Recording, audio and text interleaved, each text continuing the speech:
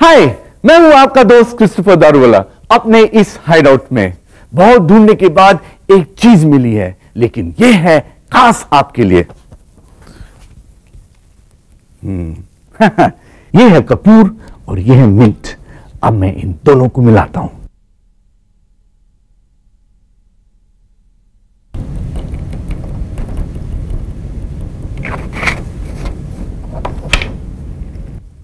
अरे, ये तो पानी पानी हो रहा है। मैंने लोगों को शर्म के मारे पानी पानी होते हुए तो सुना है, पर कैम्फर और मिंट, आखिर रिश्ता क्या है इन दोनों का?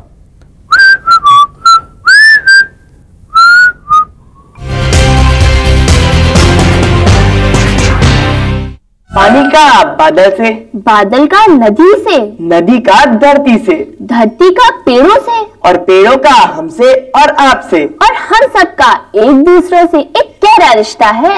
घबराइए नहीं, ये कोई कविता नहीं है। हम बात कर रहे हैं विज्ञान की ही, और उस चीज की जिसने इन रिश्तों को मुमकिन बनाया। क्या है ये चीज?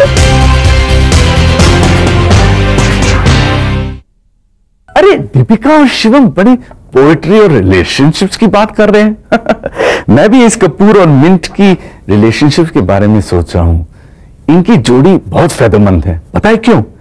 इससे हमारा बॉडी का दर्द दूर हो जाता है।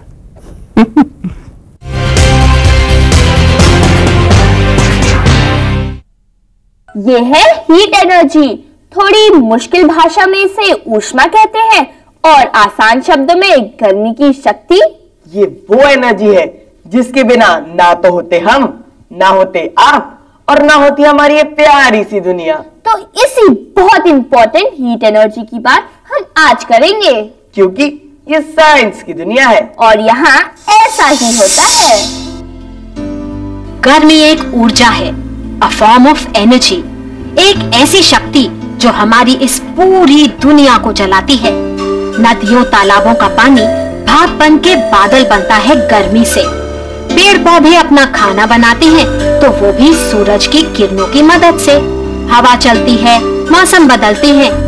इनफैक्ट हमारी पृथ्वी पर जीवन है तो वो भी सूरज से मिलने वाली ऊर्जा के कारण, वरना तो हमारी पृथ्वी बर्फ का एक बेजान गोला होती। शिवम, मुझे ये बताओ कि तुम सूरज पर लैंड क्यों नहीं कर सकते? हाँ, सूरज पर लैंड मेरा भुड़ता बनाना है क्या? सूरज पर टेम्परेचर 5600 डिग्री सेल्सियस होता है। सूरज हमारे लिए कुछ ज्यादा ही गर्म है। पर असल बात बताऊं, सूरज पर लैंड भी कहाँ जो हम उस पर लैंड कर पाए। मतलब ये सूरज एक तारा है। इसके अंदर ना कुछ सॉलिड ना ही लिक्विड, वो तो है गर्मा गर्म गैसेस से बना एक गोला। इन गैसेस में 70% हाइड्रोजन और 28% हीलियम है, बाकी बहुत कम मात्रा में दूसरी गैसेस।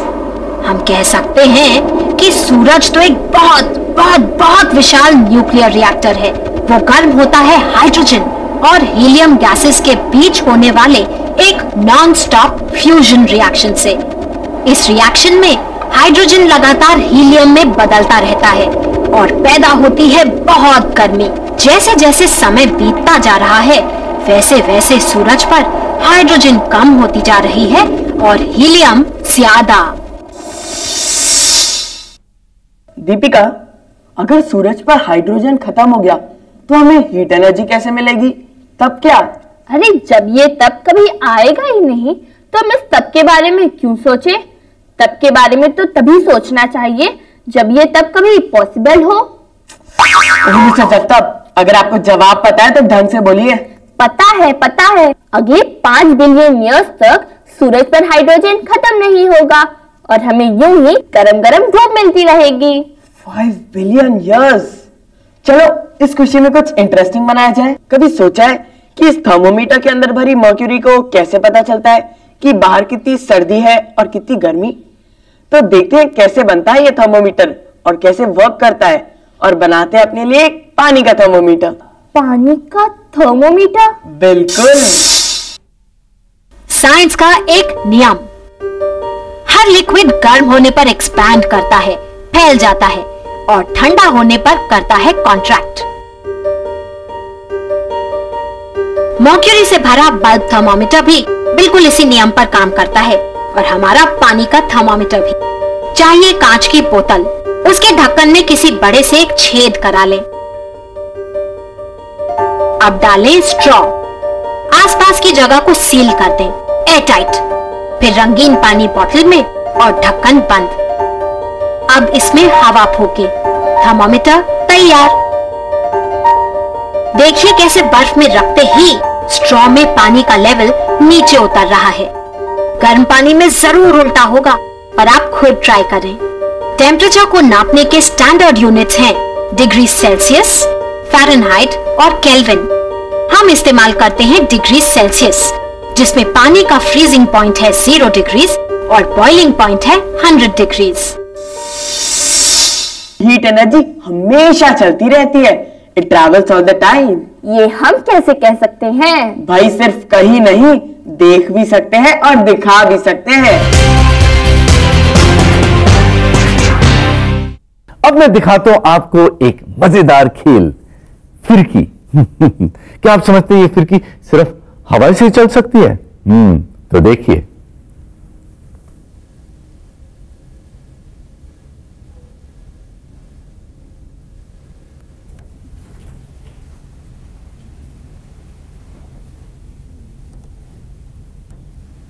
अरे ये तो कैंडल के पास लाने पे भी घूम रही है।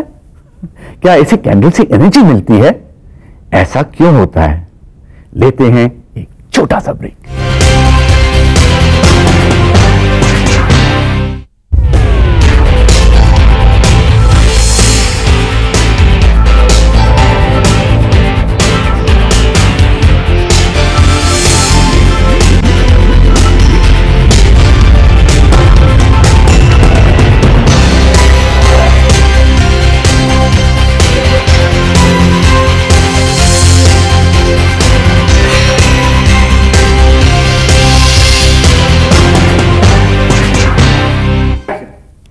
आपने प्लास्टिक के बॉल के साथ खेला होगा और टेनिस बॉल के साथ भी, है ना?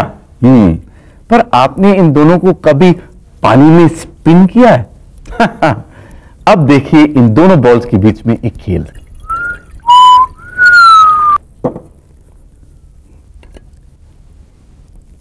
प्लास्टिक वाला तो स्पिन कर रहा है, टेनिस वाला तो रुक गया। क्यों? क्योंकि ये तो फर ही है और इसके फर के फ्रिक्शन की वजह से ये रुक गया। ये था मेरा जवाब। अब देखिए शिवम का सवाल।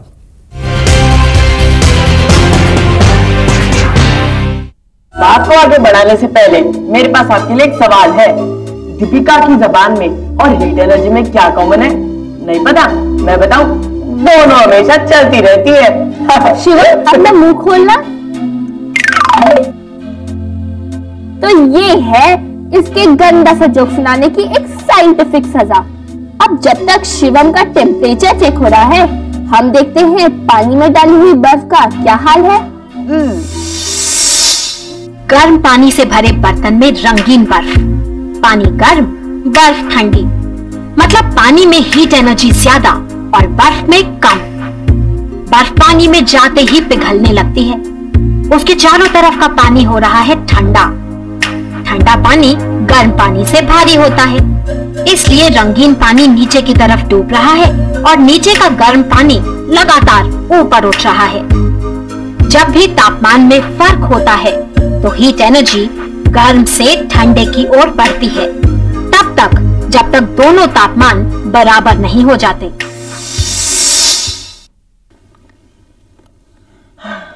शिवम, तुम्हारा टेम्परेचर तो पूरा 98.4 फ़ारेनहाइट है। लेकिन वो तो नॉर्मल टेम्परेचर है ना। शू ड्रामेबाज, मुझे लगा मुझे तेज बुखार है। गला खराब तो बुखार, पेट दर्द तो बुखार, मलेरिया तो भी बुखार। क्यों होता है बुखार? क्यों और कैसे होता है ये बुखार? क्यों और कैसे मतलब हमारी अपनी केटू। हेलो केटू। हाय। ये आप क्या कर रही हैं? एक्सपेरिमेंट कर रही हूँ, ये देखने के लिए कि किस तरह साउंड वेव्स मल्टी स्पीड में रिकॉर्ड की जा सकती हैं। तुम लोगों के पेट में कौन सा सवाल है आज? बुखार। बुखार? किसको? किसी को नहीं केटू, हम ये पता करने आए हैं कि बुखार होता क्यों है। ओह, तो अपने दोस्त के बारे में जानने आए हो आज? केटू, दोस्त नहीं दुश्मन। बुखार केटू, बुखार, फीवर। हाँ, फीवर साइंटिफिकली हमारा दोस्त है, दुश्मन नहीं। अच्छा बताओ, हम लोगों का बॉडी टेम्परेचर क्या है? Normal body temperature 98.4 degree Fahrenheit और 37 डिग्री सेल्सियस। करेक्ट। तो जब हमें बुखार होता है तो क्या होता है? हम गरम गरम हो जाते हैं और हमें पता चल जाता है कि हमें फीवर है, इसलिए मम्मी हमें डॉक्टर के पास ले जाती है। भाई जो चीज हमें डॉक्टर के पास ले जाए वो हमारी दोस्त कैसे? दोस्ती तो हुई, दुश्मन तो वो जर्म्स हैं जिनसे बुखार लड़ाई लड़ता है। जर्म्स मतलब दुश्मन, बीमार करने वाले बैक्टीरिया, फंगस या वायरस। इन दुश्मनों के शरीर के अंदर आते ही छिड़ जाता है युद्ध। लड़ाई में माहिर है हमारी व्हाइट ब्लड सेल्स, रक्त की सफेद कोशिकाएं। दुश्मन जर्म्स के अंदर घुसते ही हमारी व्हाइट ब्लड सेल्स एक्टिव हो जाती हैं। वो हमारे शरीर के हीटिंग सिस्टम का स्विच ऑन कर देती हैं। हमें हो जाता है बुखार और जर्म्स की आ जाती है शामत, क्योंकि बहुत सारे जर्म्स गर्मी सहन नहीं कर पाते और खत्म हो जाते हैं। इसीलिए तो बुखार है हमारा दोस्त, ना कि दुश्मन। झगड़ा होता है ना हमारी बॉडी के अंदर, कुछ हीरोज कुछ विलेंस। भाई बुखार को इस नजरिए से मैंने पहले नहीं देखा। ओ मिस्टर फिल्मी, अब अगर आपको अपने हीरो और विलन की कहानी से फुर्सत मिल गई हो तो मैं केटू से कुछ पूछ लूं? पहले मैं तुमसे कुछ पूछती हूँ, सोच के बताना। जब हमारे को गर्मी लगती है तो क्या होता है? बहुत गुस्सा आता है। मुझे तो पसीना आता है। तुम्हारे गुस्से का तो कोई साइंटिफिक प्रूफ नहीं, लेकिन हाँ, पसीना हमारे शरीर का बहुत इंटरेस्टिंग मैकेनिज्म है। एक्सरसाइज की गर्मी हो या मौसम की, हम जैसे वार्म ब्लडेड एनिमल्स का बॉडी टेम्परेचर नॉर्मल ही रहता है। टेम्परेचर रेगुलेट करता है पसीना। हमारे शरीर पर है करीब 30 लाख स्वेट ग्लैंड्स या पसीने की ग्रंथियां। होता यूं है, गर्मी लगने पर पसीने की ग्रंथियां पसीना छोड़ती हैं। ये पसीना बूंदों के रूप में त्वचा पर आ जाता है। पसीने की ये बूंदें शरीर की गर्मी को अपने में लेकर वाष्प या वेपर में बदल जाती हैं। ये वाष्प जैसे जैसे हवा में उड़ती है, शरीर को ठंडक मिलती है।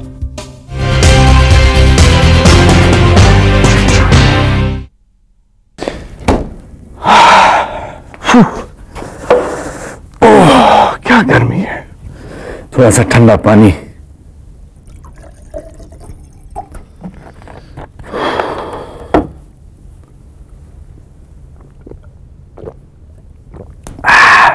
अब कुछ आराम मिला ना?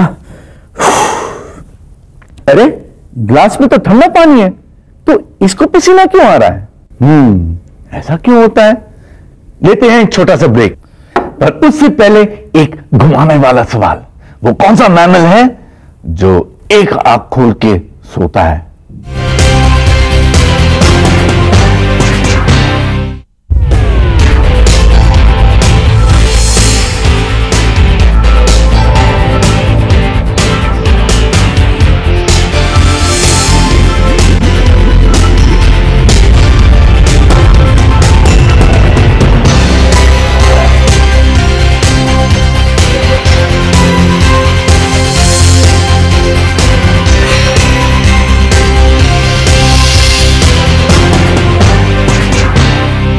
कुछ सोचा आपने?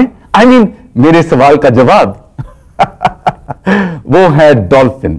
डॉल्फिन एक ऐसी मैमल है जो एक आंख खोल के सोती है। अब सुनिए दीपिका का जवाब। मैंने आपसे पूछा था कि ऐसा कौन सा मैमल है जिसके स्वेट ग्लैंड्स नहीं, मतलब पसीना नहीं आता।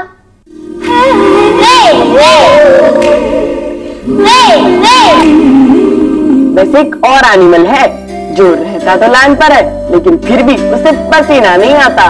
तो मिलिए इसी एनिमल से, और प्लीज छी मत कहिएगा, इसे अच्छा नहीं लगता।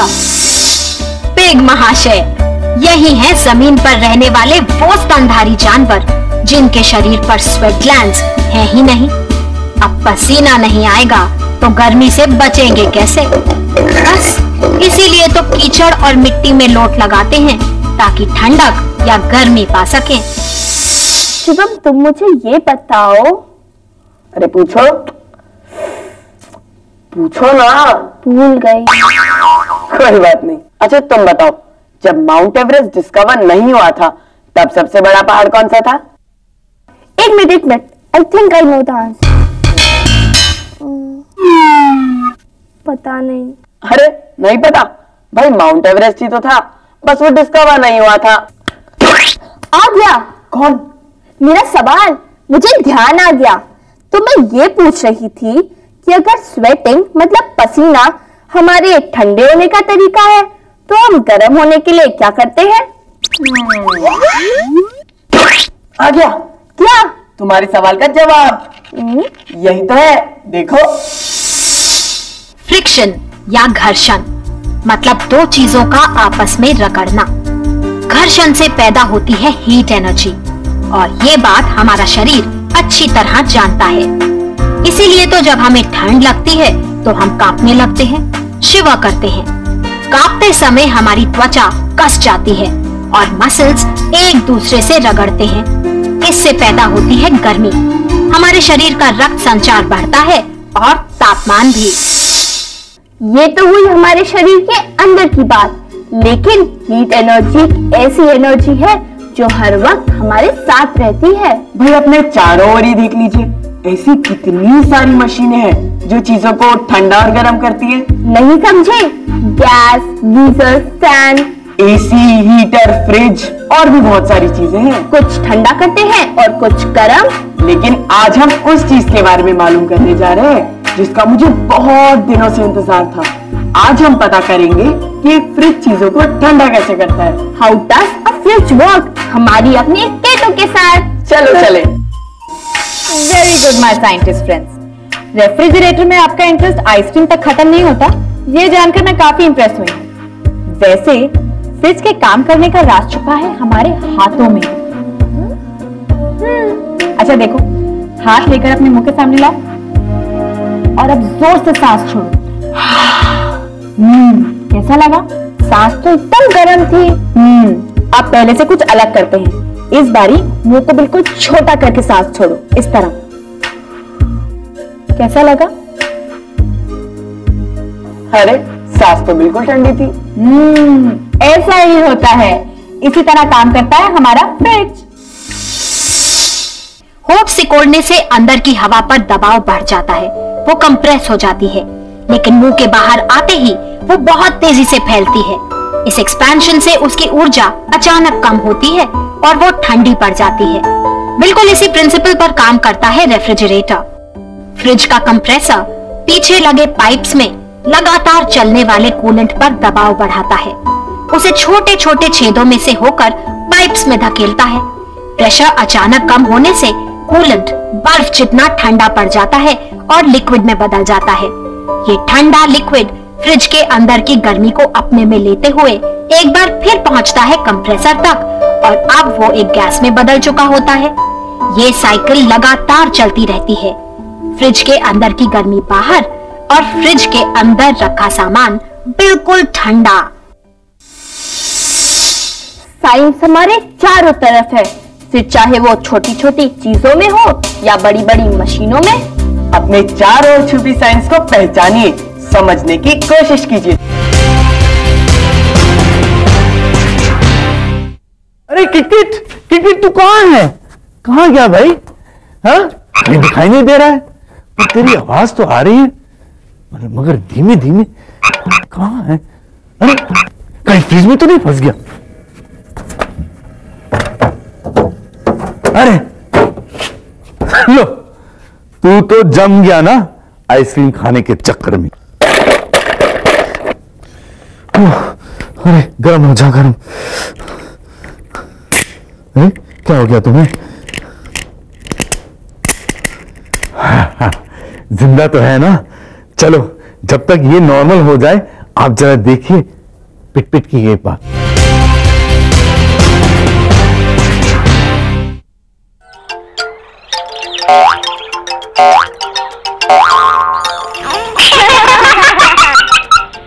आज हंस लो, कल सबको ये पहनना पड़ेगा। वो क्यों? मनुष्य ने पिछले कुछ वर्षों में पृथ्वी को इतना प्रदूषित कर दिया है कि हवा, पानी, खुराक जैसी जीवन की अति महत्वपूर्ण आवश्यकताओं को भी प्रदूषण के सांप ने डस लिया है। तेजी से बढ़ता औद्योगिकरण, बढ़ते वाहन व्यवहार की वजह से कार्बन डाइऑक्साइड, सल्फर डाइऑक्साइड जैसी जहरीली वायु के कारण ओजोन का सुरक्षा आवरण यानी ओजोन लेयर भी गंभीर रूप से क्षतिग्रस्त हो रही है। वर्षा वनों के कटाव से अनेक जीवों का अस्तित्व लुप्त यानी एक्सटिंक्शन होने के कगार पर आ गया है। फैक्ट्रियों का दूषित जल, इंसानों का मल, पेस्टिसाइड्स, ये सब हमारे पेयजल को दूषित कर रहे हैं। समुद्र में बहा देने वाला तेल भी अत्यंत खतरनाक है। रासायनिक खाद का विवेकहीन उपयोग हमारे खाद्य पदार्थों को विषैला कर रहा है। इस वजह से उपजाऊ भूमि बंजर होने लगी है। लेकिन इसे रोकने का कोई उपाय है। संरक्षण, पानी, जमीन, हवा, ऊर्जा, खनिज, इन सब का सही मात्रा में उपयोग करके इसके दुरुपयोग को रोकना होगा। रिन्यूएबल स्रोत जैसे कि वन, घास भूमि या ग्रासलैंड्स, वन्य जीवन, सूर्य शक्ति, हवा आदि, इनका संरक्षण करके इन्हें बचाया एवं बढ़ाया भी जा सकता है। यानी वर्षा वनों को कटने से बचाएं, ज्यादा वृक्ष लगाएं। हाँ दोस्तों, तभी हम औद्योगिक विकास यानी इंडस्ट्रियल ग्रोथ और पर्यावरण यानी एनवायरनमेंट को स्वस्थ रूप से संतुलित कर पाएंगे।